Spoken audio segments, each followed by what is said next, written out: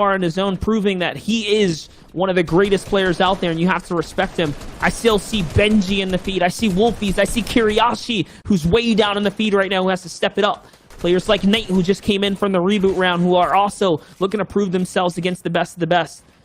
And Moraine is in this as well. He's just right underneath this entire situation here. Moraine coming in from DreamHack Sweden, you know, the champion, coming in hot. So this is where it's going to be interesting to see. You know, this is one of the big major solo tournaments ever since World Cup, right? It's kind of insane to see everybody on the grand stage here doing what they do best. And that's Benji doing what he does best. And like I said, his rotations, he likes to go on the outer edge and he likes to go up as much as possible. Now he's going to look for some loot. Free loot here, using that harpoon, no doubt, looking for some sort of heals their monster, because that is the only missing ingredient for his key to success. Yeah, not only that, he needs resources too. His ammunition is starting to dwindle here now, but Benji doing what he does best, rotating early, staying ahead of the pack, looking back at the zone, trying to find opportunity. There's a player right above him who's let his guard down, and no, he just so happens to move in. That's going to be a free way to skate on up, and height is his, but the fight is his. More importantly, he needs this battle right now.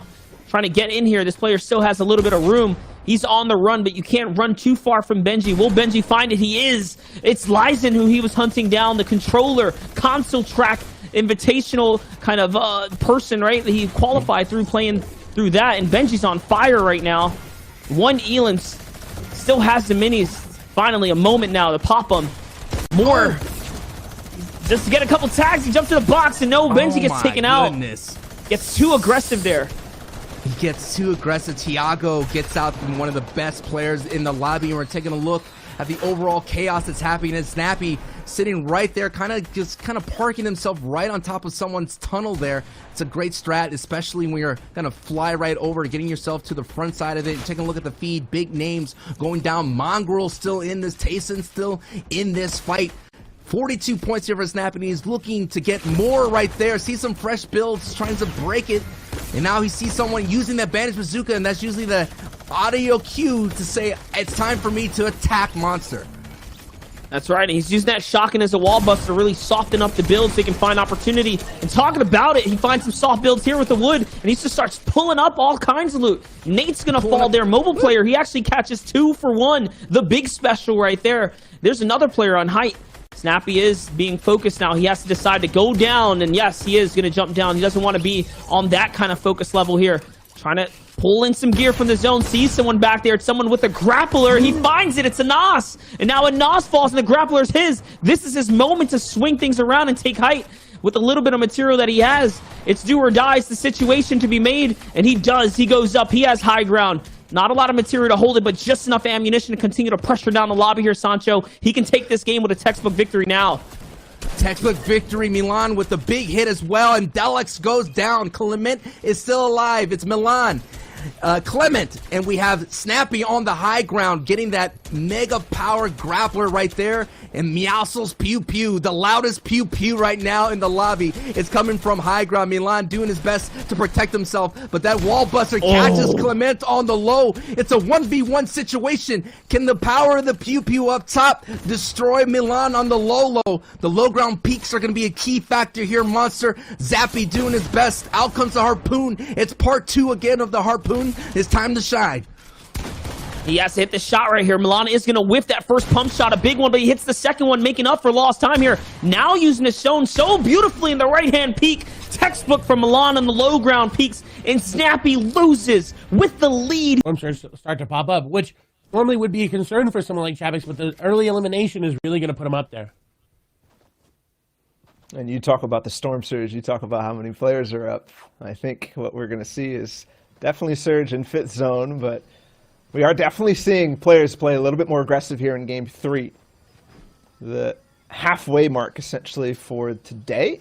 We've got 6 more games tomorrow that will still be the same exact format, so these guys are going to be leading up and continue to accrue points in the same thing. Anas on the side of zone, he's a little bit of trouble, might get himself in a storm fight. There's 3 players here. He needs to get through this cornfield ASAP, otherwise this could get crazy. And we do get that peak of the 2nd zone too. So close there. Anas, though, the sound from his AR as he switched off of the tack to get that shot off, tipped his location off, and he's not really going to be able to find much except maybe 1 or 2 shield tags. And we all know you got to be careful on this corn. It's very easy. Peeker's advantage is very much there. If you're in that corn, you're going to have the advantage. Anas, like Bala said, the AR swap gave him away, but it didn't stop him from getting the elimination down Norwood, continuing to pressure down onto another player as well. He wants to get these eliminations. He wants this one as well. He really wants that loot. Shots coming on through. Anas going to get a nice beam, and that's his key to go in. Benji going to be the player that he is fighting. Benji in a very bad situation. If Anas keeps this up, Benji going to go down, but Benji with a very smart rotate to keep putting those layers is going to give him time to heal, but Anas not going to fall for it. The pressure going to continue there. And something happened there. It's Anas with the floppers. He has a medkit too, so plenty of time to take this. As I was talking about way back with Chapix in his medkits, Anas now onto Benji. Benji actually tried to back up into zone, tried to give himself space for Anas to leave, and finally he's doing just that. But man, this is going to be difficult for Benji to make it out, but he thrives in situations like this. He thrives when he has low materials, when he doesn't have heals, when he's low HP. Right now, Benji, sitting in that 7th spot, has to continue to play with the consistency because that's what he's known for. That's what he did to make it to where he is right now over these 2 days. Should be able to make it out of zone, possibly find a campfire, but looking at this congestion, it's going to be rough because positionally he's going to have to work even more after this. Rough indeed. We'll see if he's going to be able to make it out. But speaking of rough, Blackie here is in a very rough situation. 9 builds remaining, no shields, no heals. Does have that legendary pump and does have that AR so he can hop into someone's box. But he's really going to have to make a play here in the next zone. Otherwise, he's not going to make it much longer than 3rd. And he's going for the play onto Queasy. And Queasy was the game 1 winner, so Blackie now trying to make a play to make sure that he gets a chance back into this. Queasy was not happy with what happened to him. Soft spawn, and it's going to be a big jump into the box. You talked about the legendary pump, and that's going to be the key to unlock Queasy's door. And he lives to see another day. 64 builds. Blackie now feeling good, and he's not that far away from zone, so shambles or not, rough or not, he makes it in. Who doesn't make it in is Anas, who was fighting Benji for so long on the side of Frenzy Farms. He's down and out. Curious if Benji's still alive, because that was definitely, like we said, rough. It wasn't. Even Blackie getting aggressive here in his box. He doesn't need to be that aggressive onto Kiriachi, but we know that Kiriachi wants to be aggressive onto him. That low HP could be the catalyst that Kiriachi wants to push this fight. He is very good in these box fights. When he is the aggressor, when he is on that front foot, when he is getting into your box, Kiriachi is one of the best at getting these eliminations in these close quarters. But Wolfiez is right there too, and that's somebody who will pounce on the opportunity if you don't have a full metal box. And I don't think the opportunity is actually going to present itself as Kiriachi and Blackie are in full metal box, full brick boxes, which are very well built. Tiago also looking down below to try to knock somebody down. I think that's where Wolfiez is actually bringing his attention on, because it's a metal that's not fully built. Possible heavy snipe. That fight up top still happening, by the way. Chapix just took out Milan. So Milan had no luck off of that rotation. A nice big pump from Blackie onto Kiriachi. And there, Wolfiez finally open. That's instantly the cue for Blackie to turn those stairs on and make sure that he doesn't get taken out. And he is! Wolfiez finds the gap, finds the moment, uses the heavy sniper to open things up, and find with the AR another elimination. Wolfiez now with 70 points, possibly going to be getting close to overtaking where Snappy was, because Snappy at 73 before this game started. And you said he was going to pounce it. He was going to move, and he did. He capitalized on that elimination. The question is, where is Snappy? Where is... We saw Queasy, we saw Milan go down very, very, very early in this game, so points going to be around the same. Wolfiez can take and run with this. He can take this lead if he wants to. And I saw Andalex there too, the player in 8th before this game. Another pickup from Chapix. Spraying him down, that's Vortex. 3 eliminations now from Chapix, where we saw him at the start of this, in that storm fight, up all the way down south on the Misty Mountains. Now coming out of that zone, coming all the way from pretty much a lost situation for a lot of players in some senses, and he still holds on to that hope. And his situation is great, Clay. He still has plenty of materials to work with, and a lot of heals too. Plus, positionally, now in 4th zone. And something to note, Benji back up HP-wise. Mr. Savage, we're going to tune in for the first time because he hasn't actually made it past 70 players alive so far, sitting only on 7 points. What can he do in this game here, though, is the key. I think the key for him is he does have that sniper in his inventory. Savage with the sniper is unmatched to anybody. He can hit shots that no one else is looking for, and you see him with it out. He's looking for the snipe shot. May come through here for him, but no, not going to find the angle. But he's holding it. Shot's going to go through, not going to connect. The Savage actively looking to get that sniper shot, to get that catalyst that he needs to push him into that momentum, into that rhythm that we know Savage can hit. And you just have the launch pad if he wants to use it. But nobody going so far. This is the game of chicken and the egg, who goes first. Mr. Savage is not opting to do that. It is a max distance pull for him, but based on how spread out the zone is, look how the circle has players all around it on all sides. He's going to have to wait for other players to get in the air. Benji is down and out, so he's not going to proceed in this game any further, even though it looked like he had recovered. Mr. Savage, though, on the backside has to defend a little bit. A nice edit. Oh my goodness, a mistake here from Kura. Not realizing actually the threat and potential from the other side. Possibly Storm Surge was influencing them in that game. Possibly he had to make a crazy play on a Mr. Savage, and unfortunately it doesn't work out. It doesn't work out indeed. We'll see what he's able to do, though, with this launchpad coming through. And we are actually, unfortunately, going to have to hop out of this game. We're not going to be able to see the end. We'll see what Mr. Savage can do right now. I don't think we're even going to see this, but we do have the results from it. Thankfully, it was C2 games, but how does that change? Speaking of fighting at the rig, actually, Wolfiez takes out Kaiser to start things off in this game. So well done from him, and that's definitely going to extend that slight lead that he had over CRR, and everything counts at this point. You just can't let it get to him to be aggressive, right? He gets that early elimination. If he says, you know what, okay, I got to heal him, I can be a little bit more aggressive, that could be detrimental there for Wolfiez, but with the way he's playing game after game, I think he's going to keep it under wraps. I really like what Benji's doing here against the Swedes. He's just standing still. I think he's just waiting there to try to get a surprise. You see, baiting the chest out as well. And Swedes is going to fall for the trap here. He is looking cautiously around. We'll see if he does end up going into that shadow base. He is. Door's going to come through. Cone actually going to go through. He's blocking it off, but little does he know that Benji's right there. Shots coming on through. A lot of damage being taken from Benji's side, and he's going to go down. What? Oh, I don't want to say. I don't know. You called it perfectly, Clay. That was definitely a bait idea from Benji there. Getting that chest audio makes it so that you're not going to be thinking about players nearby, but Swee's perfectly reading that. Not necessarily perfect, but at least expecting it. You saw the careful way he went into that doorway as the player's coming over the hill. So Benji takes a big hit. And honestly, that is scary. Meanwhile, though, at the grotto, Thomas is following through the actual trash right there, and it's going to pay off for him against Noword. So well done from him. A scary moment whenever you go into one of those, especially chasing down a player, but he must have known the HP situation, the material situation, and the loadout situation wasn't good on the other side for Noword. Thomas is somebody who was playing significantly well in these FNCS invitationals to start things off, but in week 2 he fell a little bit down that ladder. One thing to note, though, is that this guy is playing so well in all of the different Cash Cups. He literally came, I believe, first yesterday in the Cash Cup that was played while the reboot round was going on. So really nice for him, and he was also playing super well in that charity tournament that was going on with his duo partner.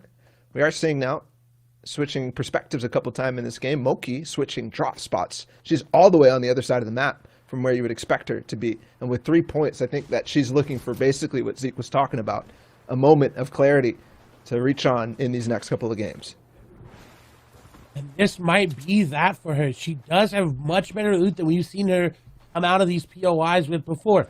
She had an original plan to go to that gas station over there that she was dropping at during the prior rounds, but deciding to switch it up, go into Retail Road, did not work out for her, so she's going to Plan C. Plan C could work out. It's looking well as a Nos getting some nice shots there into Benjifishy. Benjifishy looking very, very bleak. Fuels were popped there, though. We'll have to see what a Nos is going to be able to do. Good piece control. The cone over the top is concerning there for a Nos, but nice wall on there. The stair, but the stair went the other way. Nice shot as well. Good continuous damage coming out of a Nos here. The question is, when is that shot going to come through? The cone actually going to get him. He is in it. Nice shot through. Very good awareness from Anas, and Benjifishy going to go down to that edit. And with 34 points, Anas still keeps hope alive, at least in this game. And yes, he's going to emote on his opponent, make sure that he knows that Anas is the king of this hill on the side of the map.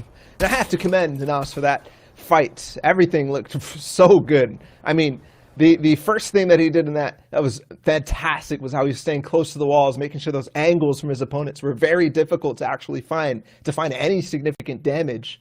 And then after that, obviously getting the cone in there on top of him, and to break that floor instantly with his tac shotgun rather than trying to run up and pickaxe it will do very well for him. And we will see him now have to make a rotate on the side of the map, but looking at that map, it is on that end, so he doesn't have to go too far. He shouldn't spend time in the zone at all. He's just going to start to make his fishing route with that harpoon, possibly going to start to do what the BL guys love to do, the Become Legends team of Frey, Anas, and different players like that. The floppers. Maestro, though, in a fight. Yes, he makes it count, Clay. He does indeed, and that's against Swaggy there. There's another player coming in, though. He's got to be careful. The edit coming through, the confidence coming off Maestro here, but he's losing too much HP to be that confident. Sarah with the top of the head is going to protect him for the time being, but these edits going to be very hard to hit if he doesn't get out of that window area, and he does. So now in a safe spot to pop the shields, does have a medkit, but it's going to be way too hard for him to get it off. He's going to commit. I think the metal that he built, they're going to protect him just a little bit. Drobin not able to find out exactly where Maestro went. This is going to reset the fight a little bit. We'll reset for the time being. Maestro still stuck, though, in this wall. He really has no other room to work with. And again, he's making this peek on this door. And he does get some control off of this side of the base that Drobin had built. And actually get the loot off of that, too. Get the big pots. Doesn't close things off. Doesn't indicate exactly where he is, even though there's a sound cue for the shield potion. Still want to be able to track that another participant entering the fray. It's Dexy. And things could get really, really sticky. Things could get really, really confusing. But what I'm seeing, the tendencies out of these players right now, is that none of them actually want to fight. They're actually just using this house, this gas station, as a position where they'll maybe find some Storm Surge tags if necessary, but also just wait out this first zone. And you see Dan doing it nearby as well. This is going to be the theme right now. If you're in this middle of zone, if you're in the spots where there's nothing happening, you don't want to take those boxes, especially those players right there. I did not see many of them near the top of the leaderboard, so they're getting a little bit nervous. They're like, it's getting to them, right? It's building up. The pressure is there as we swap over Amplify. 51 points, does have the heavy sniper looking for that snipe. He knows there's somebody over there. He is going to see the player. I believe that may have been a grapple coming on out there from that player. We'll see if he's going to be hit it. And again, these are the impact plays we talked about with Zeke pre-show, right? We talked about how these players need to find that moment, find that catalyst, and this heavy snipe could be it. There's a brief moment of opportunity, but Amplify not in his position where he could actually take that shot. Unfortunately, the other player now sees where he's at. And I think that tag is going to be all she wrote for this one. I think Amplify, although zone stays close, yeah, he is going to back down over this hill and make sure there's no time for other players to hold him here in this position. He wants to make sure he can get somewhere good for this next zone. And as you can see, again, we kind of shift gears. Game 3 was very aggressive, Clay. Game 4 here, maybe players are playing a little bit looser than Game 1 and Game 2, but they're definitely going for these tags, but backing up and playing for the end game because they know that's what counts. Wolfie's lurking up on Mongraal. This is a big one. Starts it off with a nice tag. He's got the heavy sniper too. But he's not actually going to use that. They're both going to back off over towards the house. This is what I'm talking about. Wolfie's making another smart play. Again, disengaging from a fight. This is not something you would have seen Wolfie's after his World Cup performance. The confidence he had. He would have been pushing every person like CRR much would have done.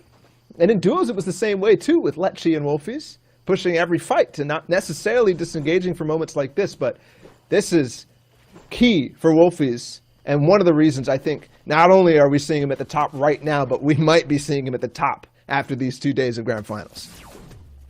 That was very, very smart. And I'm very surprised that Wolfie's had the discipline there to realize, hey, I got the tag. I don't need to go in. But now it's going to be in a bad situation as Noah Riley continuing the pressure. He got the early tags on the Wolfies. Wolfies did have to try to heal up, as we do see in the feed a big elimination. Aqua taking down Mitro. Very big for the entire lobby, as well as Nate going down there to Queasy. Big names falling in this game, and we're having a fight between two of big names as well. We've got Noah versus Wolfies. As Wolfies, again, he's going to find a way to disengage. Noah, briefly for a moment there, looked like he wanted to follow. It still looks like he wants to follow off of that ridge. Wolfies knows, and he bases up in a position that gives him the opportunity for shots like this. Misses that one, but huge, because if he can find any of these tags, it's going to scare people away from his position, give him the path he needs to rotate. It's going to be slightly difficult because he has to go across the central lake of the agency. And sometimes that can cause trouble for you. If the Drum Gun player is still lurking, we're looking at another fight here at 7 Tor. Yeah, so I'm not sure who's up above him, but he's on the back foot. And right now with the 85 builds, he is going to try to make a low ground peak, but it's not going to work. Stairs in his box now. He has to back off to the other side. And so far, no damage found from 7 Tor, but great control for him. Oh, never mind. The tack shot range 2 from range by Mini. And I'm wondering whether Mini really needed some surge. Clearly had no heals. So maybe he just was holding on to a, glimmer of hope in the fact that he might be able to beam 7 Tor down and get the siphon in his heals. But no, it doesn't work. Mini down and out. Very smart play from 7 Tor to back out of there, go down the mountain, put the natural cover layers there in between them. Very, very good plays. We swap over here to Blackie. You see 75 players. This is the most we've had in these games today. It's getting stacked and stacked and stacked. Players are not risking their early game, their mid game anymore. And I think the trend is going to continue. You see Blackie, who 87 builds, does need to find an elimination to get that in-game nat count up. But he's sitting, he's waiting, he's moving around, he's trying to get any information that he can. And this is a little bit different from what we've been seeing out of EU, that aggression. For a lot of players, not there. I think whether the elim is 4 points or not, these guys realize that the best position to put yourself in is to maximize your point potential. A key theme that I've been talking about forever, even back towards the first Winter Royale. That means that getting towards endgame and finding eliminations in endgame are so much more meaningful than anything in the mid-game. Blackie, though, on to Snappy. Snappy's going to be playing aggressively, possibly below that surge, and already starting off with a big 100, and Snappy pays for it in huge regards, because that's another game where he's not going to be able to maximize his potential. Wolfie's also in the feed. That's now up to 2 elims for him. And already a competitor who was in third before this game. Snappy down and out. Here it is. Wolfie is where he was. The position he moved even closer, actually, over towards Risky Real. So definitely some good stuff. But he's actually still right next to where Mongraal was. So this engagement could go to full. And don't forget that they were squads teammates. They play second in squads. For people who wonder where Mongraal's been, he's been around. Just not necessarily streaming as much. Still such a solid player. Wolfies has this player very low. He's going to follow this up. And this is where the aggression from Wolfies that we have not been seeing is going to come into play. He's being very smart about his engagement as he's taking a lot of damage. So he is going to go in. 4Z are going to go down. And the beam set that up perfectly. 3 eliminations. He's continuing to mount his lead here. We'll see, though, if he's able to hold it. This aggression, right, is coming in. We did not see these in the first couple games. He played strictly placement. He played to get that lead. Now that he has it, now that he's continuing this aggression, shots coming through, another player going to come through. He's going to find Fadil just trying to get into the loot or something, but Wolfie's playing really well today. Oh, no.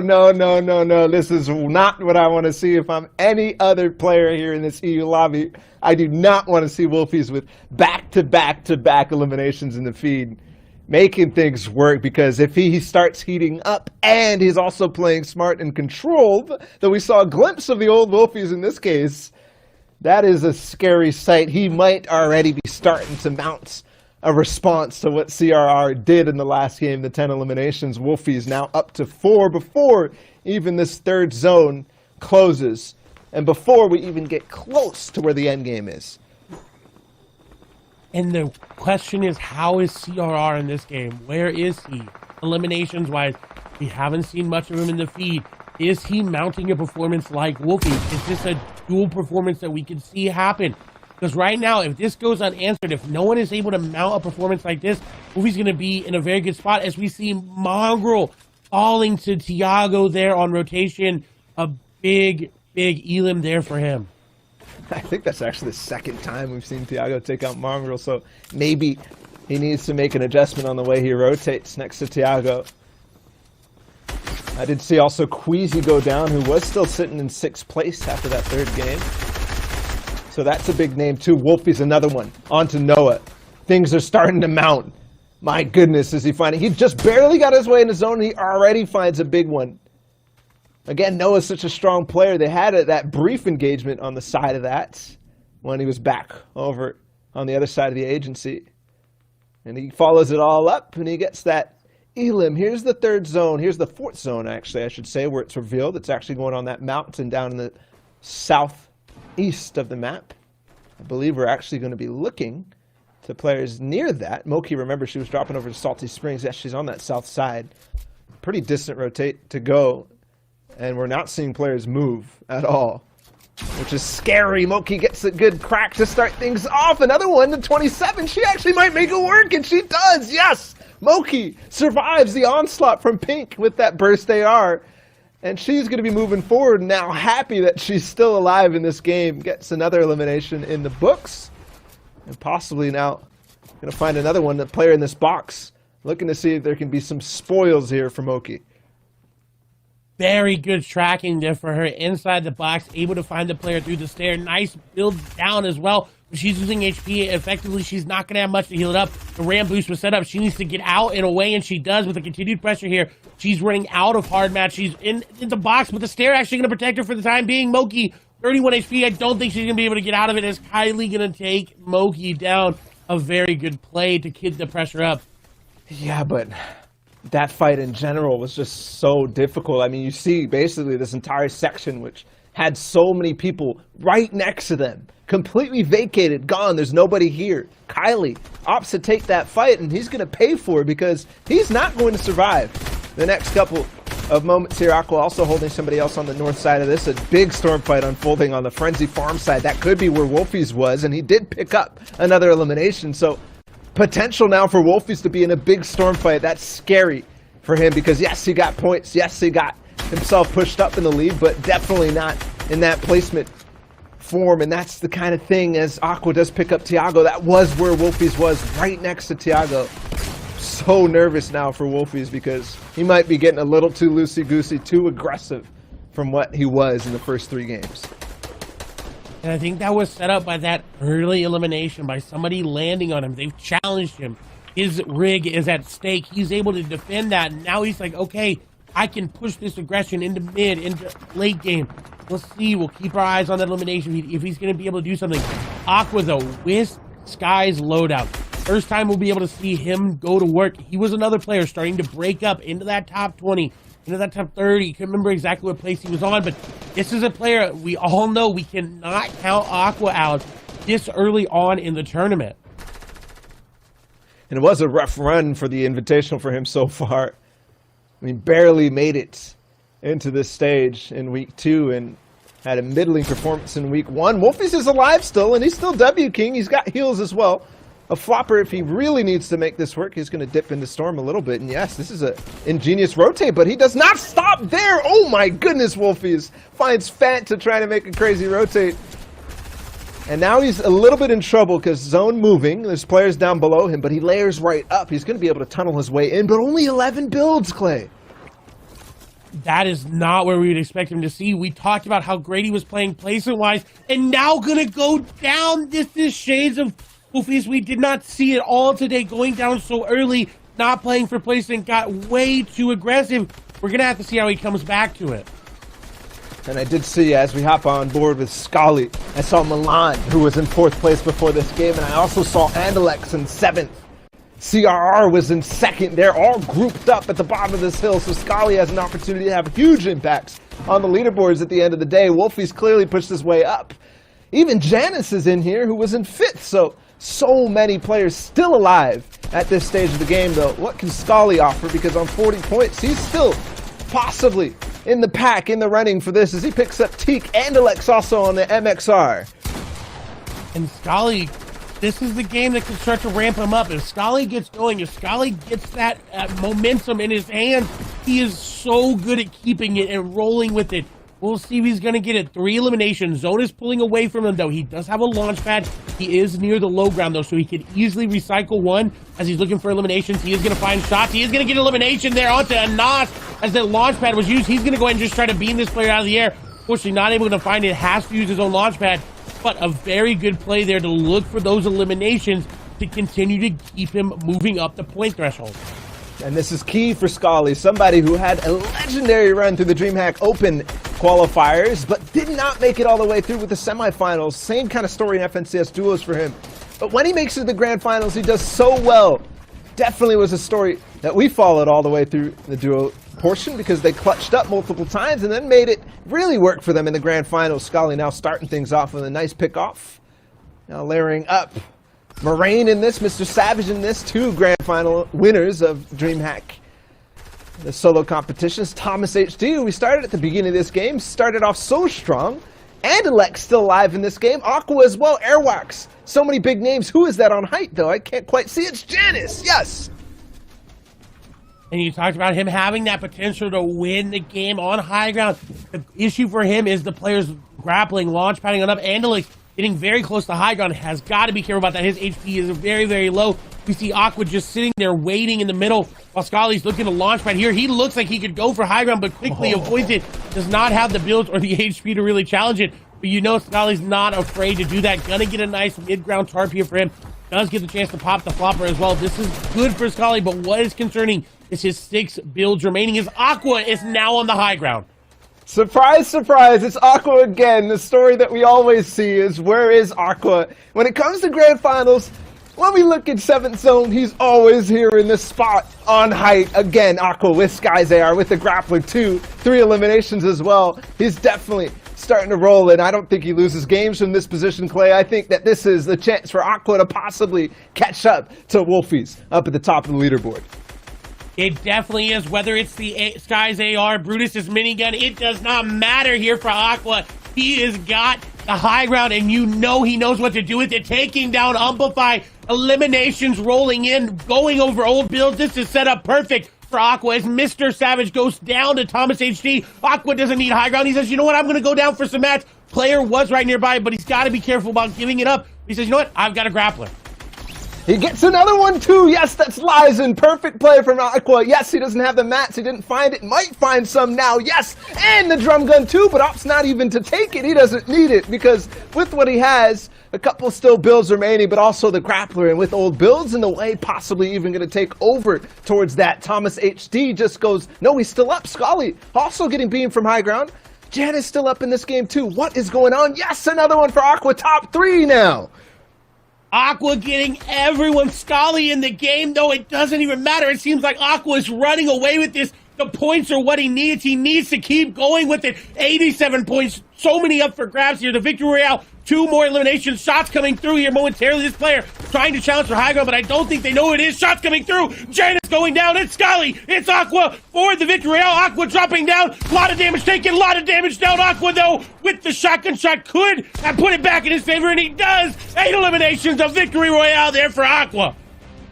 GG, Aqua takes it. 8. There are on his box, but that's just Salty Springs, and that's outside of zone. Meanwhile, the real story developing, the people building bases inside the safe circle, inside the zone. Frenzy Farm, Risky Reels, we're talking about Rivers now being involved in this endgame. Natural low ground, player skill going to be shown over all throughout the rest of this match, and Wolfiez needs to get there still.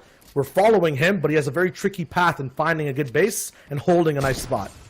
Woo! but the tricky shot goes right in. Wolfiez gets another nice tag. He's going to keep using that, letting that player box up. I mean, once you get hit with a heavy sniper, Shio, that is like, oh, all right, I'm going to box up here and not move for a hot second because someone has their eyes on me and someone has a nice hit. And Wolfiez catches Enzar. You try to get me earlier, and Wolfiez returns it. And he's looking for more action. The opportunist of Wolfiez is racking them up right now, and he says he's going to be aggressive. He has to be careful, Shio. His aggression could lead him to slipping away from the lead because he does have Janus short on his heels, especially with those placement points that Giannis has been getting. Wolfiez now going to kind of slow down a little bit and let the Storm do some damage to make them move. Doesn't do too much damage though, but there's so many other people still involved at the edge over here that Wolfiez can have a say with. That being said, you're right. He has to tone it down and speed it up when he needs to. Right now, it is going to be a total switch over to Kuriache. Wolfiez.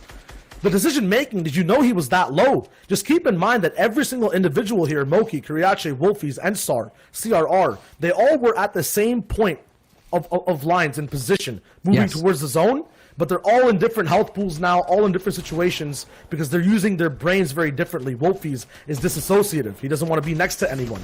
Meanwhile, so many other people, Anas included, are being box to box, taking damage because of this, easily getting picked up like we saw Kuriache do. But sometimes it's tight enough, it's just so secluded that it's easy and no one can affect you. Anas picks up Squeeze, and now he's out of game 5, and he has 2 big eliminations now, Anas, to move over with towards the end of this game, and a whole lot of ammunition and loot. Yeah, Anas squeeze right out of this set lobby. Anas with that crazy rotation. Remember, he was on the edge of the island, making his way all the way over here. Likes to land at that base camp, the hotel. Now on board here with one of the Solari boys. Has the legendary heavy sniper, and this is what I've been seeing. A lot of the use of the heavy sniper. If you get a big-time headshot, that'll be a great opportunity to get those 4 points. 22 points right here for MEX. So no doubt looking for the catalyst, the momentum to take him in. And all you may need, Shio, is a nice headshot with the heavy sniper to jumpstart your run. Oh, there it is! Oh, left eye gets bruised right in that eye with that heavy sniper, and it's a big-time hit. Now it's the question. Yes, of course, emote. But should I go over there and get the loot? I mean, he's sitting pretty stacked. Doesn't really need to upgrade his kit and doesn't really need mats there, Shio. Yeah, I think it's a little bit of a stretch. No possible way a Mexer will stay in this box and just wait things out. That's just a free pickup or a free elimination pickup to get. But it's just hard to land too. Good on him for knowing that angle, taking the shot. Anas, though, in a very different situation. Doesn't really have a base, doesn't have a say in what he can do to other people. But he's saving on materials. Waiting out, getting actually into zone even. He's not safe just yet. Finally gets towards the Frenzy Farm house, and now walks in on old bills. He's being very conservative though. And yes, that kind of keeps him quiet, but then he doesn't get these opportunities like we saw with a Mexer, having a say on people, like we saw with Wolfiez, getting beams and tags. Maybe 2 eliminations are enough. You're getting a little bit tense there, 100% with that RPG out. It can get a little bit crazy, but I don't think he has the shot just yet. Shio, Wolfiez went down in the feed, brother. His run is done here in this game. So game 5, Wolfiez goes down in the high 60s. And now we're going to have someone that could have the opportunity to take away the lead with a big pop-off game. This is what I'm talking about. The tensions are high as Lecce is someone that is around the middle of the board, looking his way to climb up higher and higher. And Anas, sitting around the 20s, could no doubt have the opportunity, all the ingredients to move up as well. And Tomas, or I like to say Tom, that guy had a little spice there. Thomas is literally dominating recently in Grand Finals custom stages, out of Cash Cups, and is also in general 8th in week 1. So many big time players are getting closer and closer into the circle. And the circle, once again, is going to just be over free ground. There's a few people. We saw Thomas. We see Anas just clinging onto this house for as long as possible, getting as many mats replenished, but it might not be enough. Anas, though, finally, the patience pays off, and it's Thomas who gets punished. And look at the loot. It's gold all around. A minigun. I believe that's Brutus's as well. A gold AR.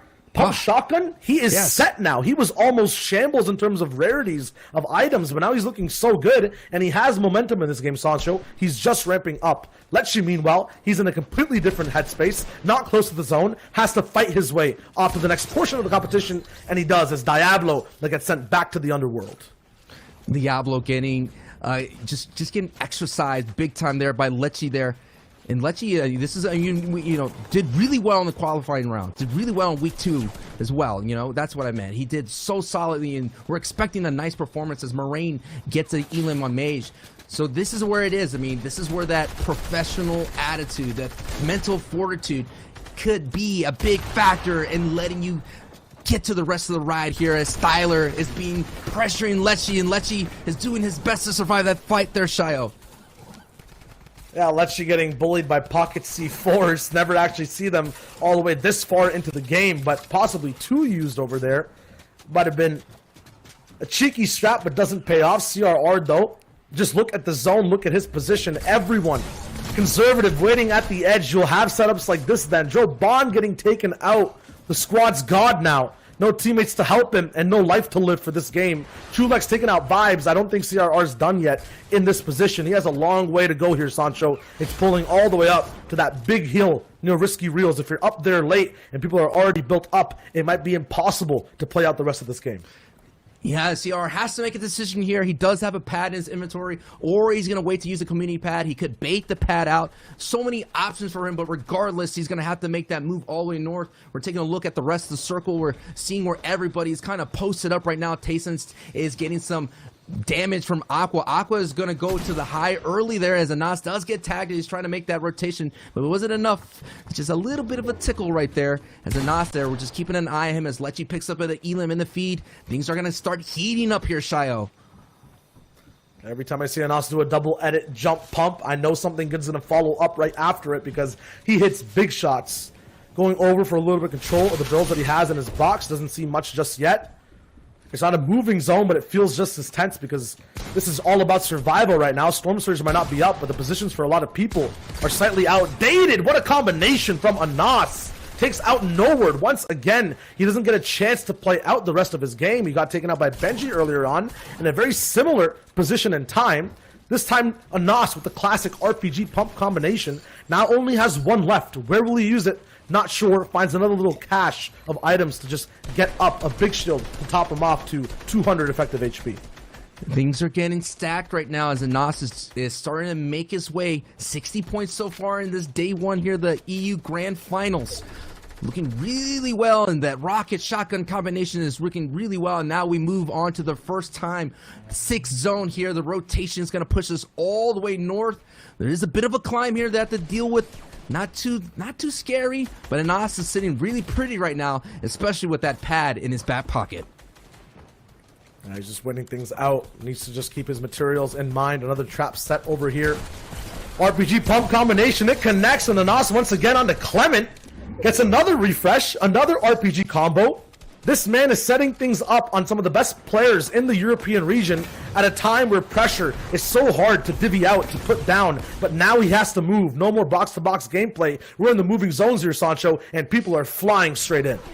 Moving zones, and this is that mountain I was talking about. This is the one that a lot of people may have an issue here. Says Mini on board with Mini and looking for the big time placement points and elims. This is Mini's time to shine right now. He's just going to use a low rotation here. I like this play right here. Not going to go ahead and go all the way up.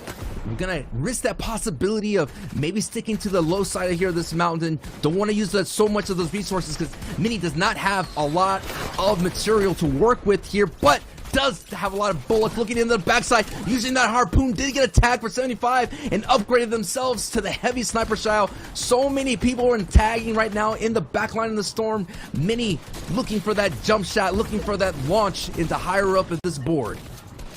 But Mini gets pulled straight back to the rest of the map once again. Cannot focus on the storm. Has to now move up. A good position for shots earlier on, but now no more left. Frey goes down. The back-to-back spray is there. It's Milan that gets taken out. Too many moving forward with every single available item in his inventory right now, and he's just still moving. No chance for stopping right now. Looking for the next shot. 6 builds available. It has to be shots connecting, and it's ZQ that gets taken out. Another one replaced on a tear. Mini is unstoppable and full health. No floppers though. Every single tick of storm is going to be so monumental in stopping Mini's game, but at this rate, at these many eliminations per second, it's going to be fine. Better than floppers even, and good for a score as well.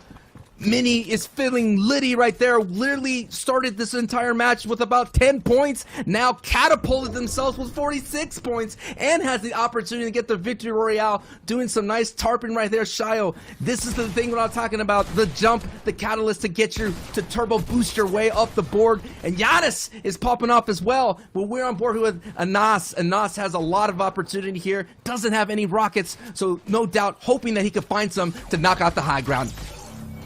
The early game warrior now transitions all the way to the late stages, and he's on low ground right now. 240 materials left, but he's just staying low to the ground, knows exactly what he wants to do. Just shoot. Now has the drum gun. He gets an upgrade, and it's him versus MXR, and he's still moving forward, staying low, knowing exactly what he controls. MXR is looking for a crack in this man's defensive capabilities to try to get a shot in, knows he has an RPG. Now Anas with maximum builds is slightly baiting MXR up top, is going to move up for height. It's going to be a build fight. Blocked off a cone potential there. Anas doesn't see it. It's an RPG, and he brings him down to his level. Anas wins over MXR. Time of it, because we do still have day 2, and of course later in the broadcast we have the NA East day 1 ready to roll. So Shio, what we got here, baby?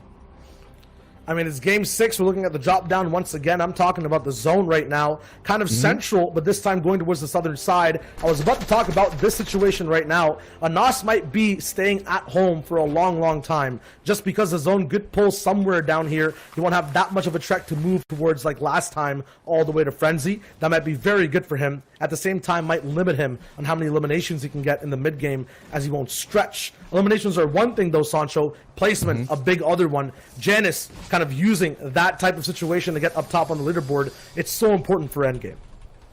Absolutely, very important in game. And you know, we kind of talked about this at the end of the day. This still is a battle royale, and no matter what kind of battle royales you play, having zone early, you kind of mentioned it, you kind of hinted to it, could be a problem for you. I mean, you don't have the opportunity to stretch out your loop path so much because someone is going to be in it now. Someone may cross it. As we're on board here with CRR and Tiago. Actually, Tiago getting some big name eliminations today in day 1. Let's see if Tiago could add CRR to that elimination feed. But CRR is setting up this ambush. He's going to wait for that prime opportunity to kind of get those big time shots. And look at that, quiet as a field mouse, hanging up top. Tiago almost. Now Tiago's in trouble as the mouse strikes and gets that big piece of cheese. And Tiago, not right now, not today. We'll see you in day 2.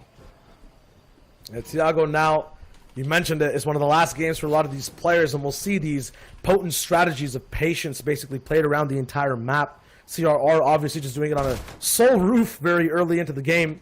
That being said, a lot of people are a little bit more aggressive when it comes to fights on this plain island. Frey Islands over to the left as well. Anywhere really near Pleasant Park, people like to get up close and personal to utilize mechanics like this. These box fighting triangular peanut butter edits. Sometimes that shot does not land, but we've seen mobile player Putrick at the top of the leaderboard so far. He wants to keep moving up, and this is his last chance today to do so, Sancho. Yeah, not bad run, 48 points. No doubt, just trying to have those good vibes going into day 2.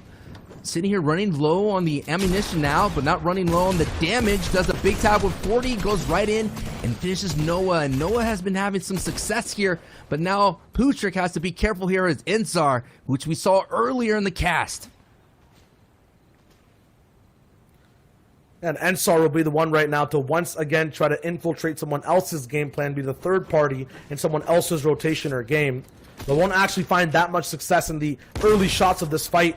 Putrick finally gets the tactical shotgun as well into his inventory. He just had a mere green pump before. He wanted to control the loot that was dropped from his earlier elimination.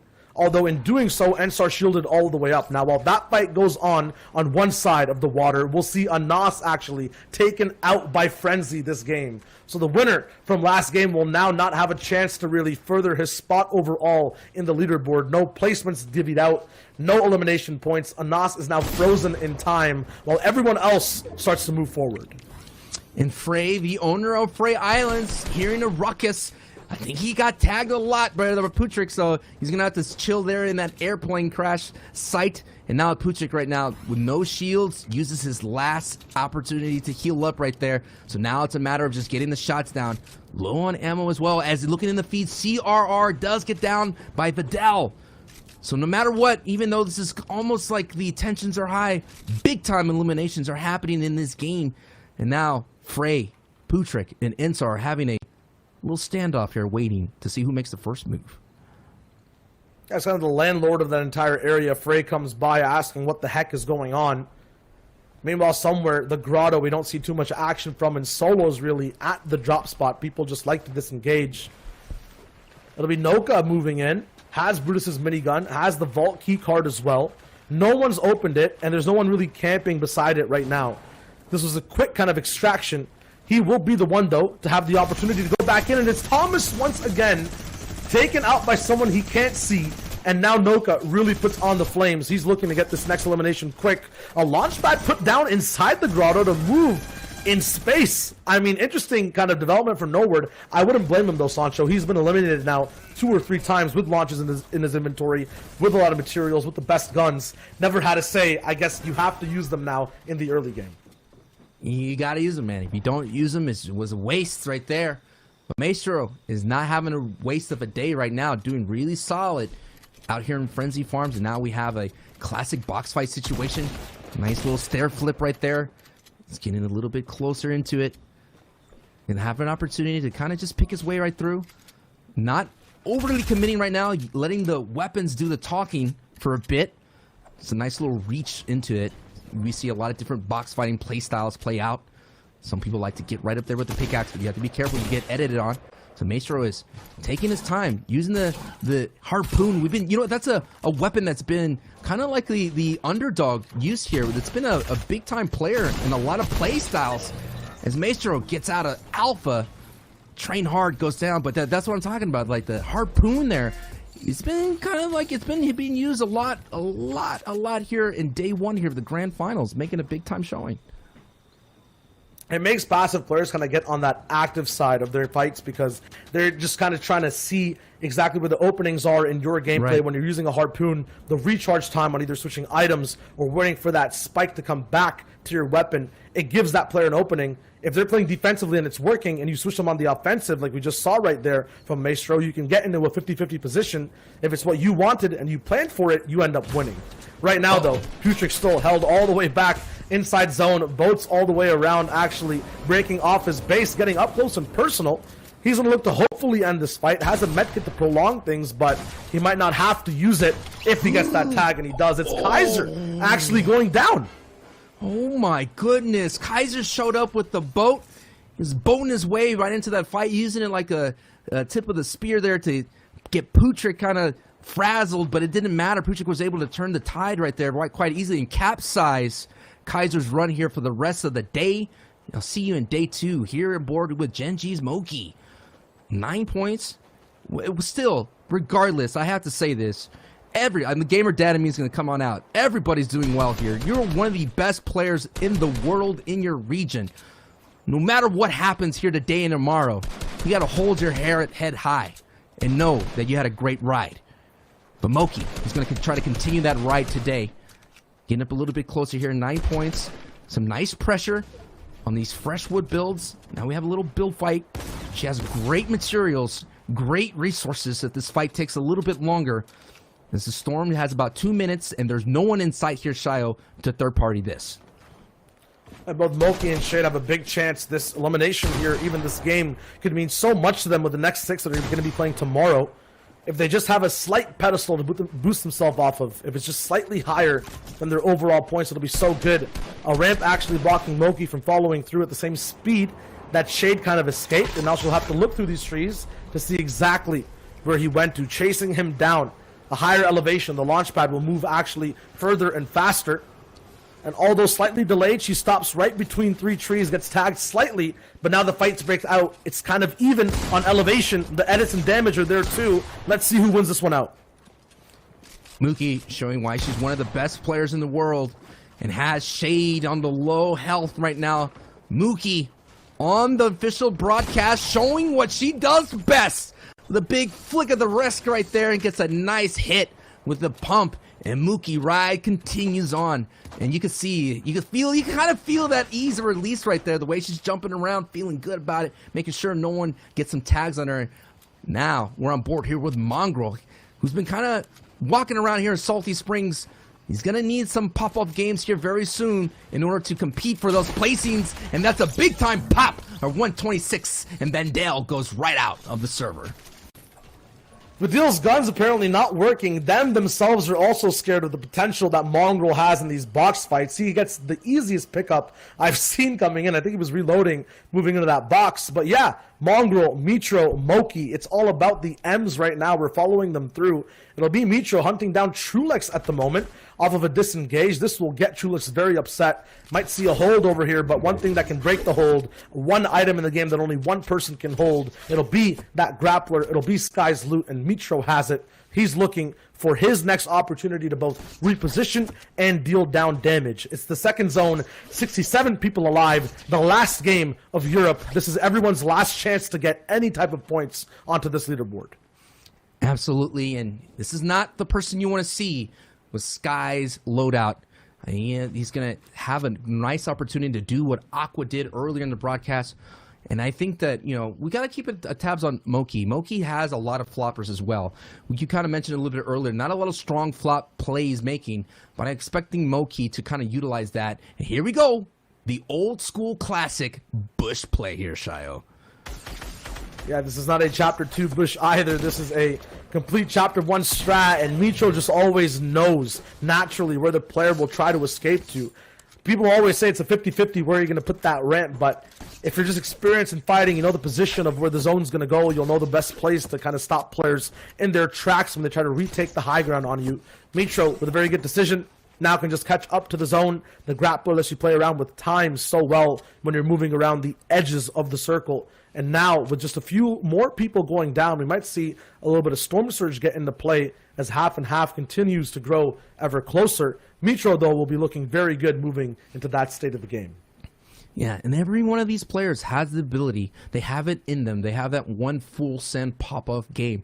And we know Mitro has been getting eliminated early, but that's just one of the gambles you have if you keep landing at a power positioning spot like the Shark. And Clement, one of the only people to come from week 1 here, got rebooted right back into this match, has been having some great runs here, but Janice is the star right now, taking the lead into the number 1 spot here, day 1 of the grand finals here, Shio. But is, you know, taking the lead, a lot of people are, you know, there's that debate. Is it an elimination-based tournament? Is it placement? It's that combination, man. If you could marry the two together, you're going to succeed and go a very long way and cash out at the end of the day. And now we'll see the perspective of exactly how Janice plays in these games, what the difference is that we've been seeing from every other player who are in these earlier box fights. He has 0 eliminations thus far. He's surrounded by players on all fronts, a mountain on one of these sides as well. Not even building at the moment, forcing Kinzel to be the one to make the boxes out first. He's slightly highly more elevated than everyone else behind him, making it so that he's kind of the king of this rotation. That being said, it's a mountain people are already based on. The fact that it just appeared might just give Janice a little bit of a window to get past these players as they just fortify their bases. And he does just that. A nice position, a single metal box on the side of this entire middle mountain. And now he gets to just dictate where to move next. And we're seeing the tension right now. It's brewing. It's like a storm forming. The calm before the storm on this side of everyone's kind of just parking their way into the circle. They're seeing a lot of people not trying to take too many fights. No doubt Storm Surge will be a factor here because we're on board here with Blackie. Blackie with 33 points. Not of a great kit in terms of power weapons here, in terms of damage output, but doing very strong. And look at the ability of just kind of farming and chilling out. And he almost opened, and now he just starts his opening engagement right now. And a lot of people are focusing in this in his glory. Gets sent out into day 2, and Blackie here now is going to have to play some defense and hold on tight. She'll hold as everything else is collapsing. Blackie's dreams is collapsing right here to survive here into day 1, but that's what happens when you take these kind of fights, when people are parked up into high elevation places here, Shio. I mean, right now, you talked about the tension, no one's shooting. If you start a fight, you're going to get the attention of the entire server right onto your box, right onto your kind of party you're having. But Blackie has the position, he has the base to just move kind of back. Still takes a few damages onto those shields, but I think it's good overall. he'll be able to just heal right back up. Martin taking out Frenzy, so the Anas Eliminator now also taken out. That story finally concluded from the edge of the map. Still only 3 people so far, Sancho, in this zone closing have been eliminated, although a lot of people have taken damage. Everyone is holding on for their last say in day 1. So all you gotta do, man, sometimes you gotta survive and endure and do what you can just to get any kind of placement points. I mean, the big factor could be, 1 point, man, could be thousands of dollars. 1 point could be getting into that top 10. So that's why you're seeing these normally confident, aggressive players just mining and waiting for those being that right opportunity. And Loki gets one right here. Big time hit on left eye, and that's unfortunately the end of the run for left eye. 2 times getting picked out in these early circles. Yeah, Losic just getting that pick off. Maybe left eye needs to keep both open. Yasin and Chapik's now just caught in the fray of a lot of people. It's so noisy on this side of the server. Noka looking for shots all the way up to Moraine. The Swedish winner, or the Sweden winner, might just get taken out immediately. From DreamHack, and now he's down to the box where Blackie was as well, moving in towards the zone. We know how hyper-aggressive people are on this side of the circle. Everyone just looking for a chance at eliminations, but right now Blackie just surviving with a sliver of HP, finally taken out. Looked kind of troublesome for Noka overall over there, but now he's on the way to his next moment in the game. It might get stopped, though, by both Fasroki and Pink. We're seeing a lot of mini congestion areas here. A lot of these catacombs, as monsters like to say, kind of getting congested as Milan, one of the early winners here, the broadcast of day 1. All of a sudden, the rocket launcher kind of slows down that push for a second here. Now he's going to use as much information as possible here. Using this kind of peek, he's going to try to take this wall. See if he can get in. The defense is out there. Now, got the harpoon, and here it is. The underclass weapon here, where it's going to be an ice way to get inside more boxes and kind of scorpion his way into more. And there it is, that 180 hit. Altor, day 1 is done, as Milan's day 2 is going to come up, and I like the momentum for him, Milan. He's going to, I feel like it's someone that we haven't talked about. Someone no one really predicted would do well, but it is doing well, and that momentum is going to be strong for them in day 2.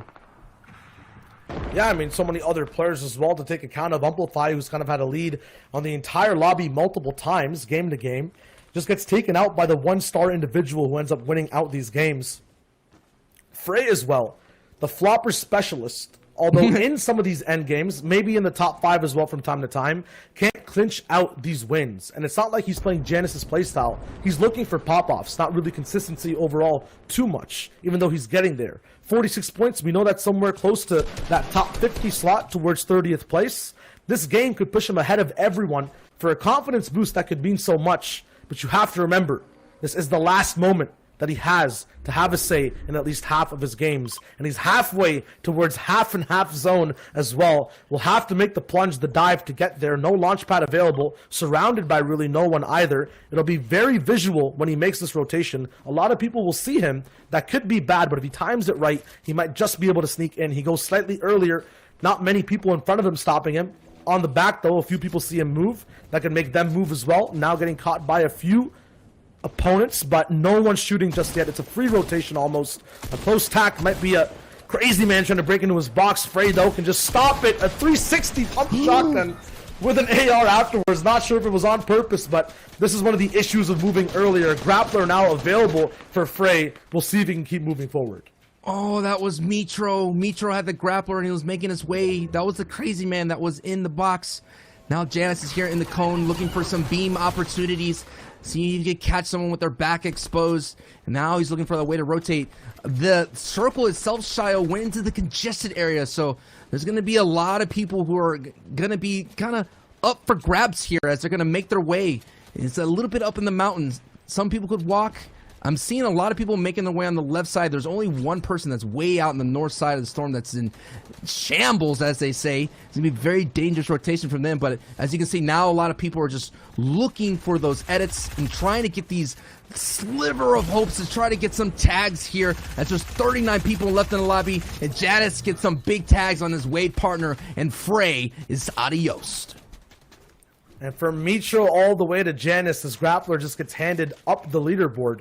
And now, the big question is, will Janus change the way he kind of plays? Usually, just waiting out in the shadows a lot of the time with the loadout that he has. This time, no floppers really available in his inventory. He won't have too many shields to operate off of. He has 6 minis and a big, but they might get taken out really fast. He has an aggressive loadout. He has an overtaking type of loadout, but it's not the playstyle he usually plays. So, a switch up now from him in Game 6. And a big factor as well, doesn't have a strong shotgun. The green tack shotgun can do damage, of course, if you get that max hit with the headshot. So I think Giannis is going to have to do his best to stay away from the low ground. And he's here now. He's safe, but the lobby knows exactly where this grappler is. So it might prove kind of dangerous for him to use it that early. At the same time, though, many other people, Frey's dual partner Flick is here at the backside on Savage, actually dealing down some damage. And now Savage will have to use a flopper as we move in and see the entire server from a mid-ground perspective. Sebi all the way near the back. Stair tarps coming out left and right. Launch pads being used. Sebi, though, will be in control on position on the entire European server. Knock down a few flights. He'll just have one elimination. Look back for more. Does not currently have height. Scully still up in it, still lighting up the feed. Chevy just getting in from the week 2. Doing really well here with 28 points. It's good to have it. Rocking the Travis Scott outfit. Looking for an astronomical gain here right now. As Sebi's doing his best with a nice tarp out right now. Barely in. Now he's going to edit down the floor and look some more tags. Has to be careful because that was a fresh brick wall. And that gave someone the green light to take some tags. And Savage does get an elim in the feed. Savage survives, now has shield to play with. Taysom, though, alive as well. We know how disastrous it is when you just come up against his box next to that zone. Sebi, though, has the tools of destruction for endgame, has the position on his old tarp to take edits, and he does. It's Mongraal with no materials, lost all the way in the forest with no help, no guidance, taken out by Sebi. He'll get to heal up all the way back to 150 effective HP. Look for his next target. He is controlling this entire mid-ground layer, but the builds, Sancho, they're so high. Noka and Scully all the way up top as Queasy makes new height possibly. This has to resolve, though. Who will hold height here in 7th zone? It's Scully. Yeah, here it is. Flick right now, raining down terror. This is another mythical weapon in play still. Wolfiez picks up one on Airwalks. This thing's getting tight, really difficult and tight and claustrophobic here for our competitors as Flick tarps out just a little bit to gain some, get ahead of the storm just a hair. Milan gets an elim, Verox gets an elim, Queasy goes down, one of the victory royales, and now Flix is just looking for someone who's trying to breathe inside the storm, and Cammy goes down here, Shadio. It is really close to that top 10, baby. And no one knows that Flick has that Tommy gun just yet. There it goes, right in the drum gun, going straight into the box of Diablo. He gets taken out. Savage, though, still active, taking out Verox in that feed. A top 10 situation, and it's way up high in the sky as well. Multiple people need to waterfall down. This is not even ultimate height. Flick, though, treating it like it's an early game off-spawn contestation, 50-50ing into boxes of some of the greatest players. Wolfies getting taken down, and Flick rides the huge wave of momentum as Scully gets pushed down by Janus, who grapplered all the way to the top. Sebi on low, top 6. Scully taken out. Sebi taking out Savage on low ground. It's going over old builds here, Sancho. Everyone knows what they need to do. Janus needs to hold height. Sebi needs to make sure low ground is clear. Hen goes down. Now 4 people just left. Janus looks to hold his lead on Europe in day 1. Yeah, that's right, Janus waiting for that prime opportunity to get there with the grappler. Now is sitting at height, does not have a lot of builds here, Shio, so it's going to be the Giannis to use some clever trickery with it, and he does get punished here as Flick continues on to the rest of this ride. It's a top 3 situation here in the final game of day 1, Shio, Tayson, Sebi, and Flick. Let's go. Yep, and now it's going to be Flick right over top on Tayson. Chooses maybe to get that grappler. He did. I think he might have left it behind in Storm. Either way, while they get busy, Sebi is free all the way on low ground. No floppers, I don't think, in his inventory. We saw them use them earlier, so it might not be possible for him to win that heal game all the way at the end. Flick, though, trying to get safe, but at the cost of a little bit of HP. Every single dot is so important. Every single tick of health, and he takes so much, he has to go for this elimination. It's not possible. E11 Tayson HD on top right now, has that grappler once again and drops down, surprising Sebi from the back. Both of them an even HP overall. Sebi slightly lower. He's looking for a chance to survive. 1 flopper. Does he have 2? Can we see a little bit of heals? It'll be enough. Sebi, a climactic tense finish. Don't have to see weapons trade at the end, but just the brains of every player navigating the zone. That's Europe. That's Game 6. We have our victors of the region so far. Sevi went sicko and got himself the victory royale. I called it. He needed the astronomical finish, and we got it here.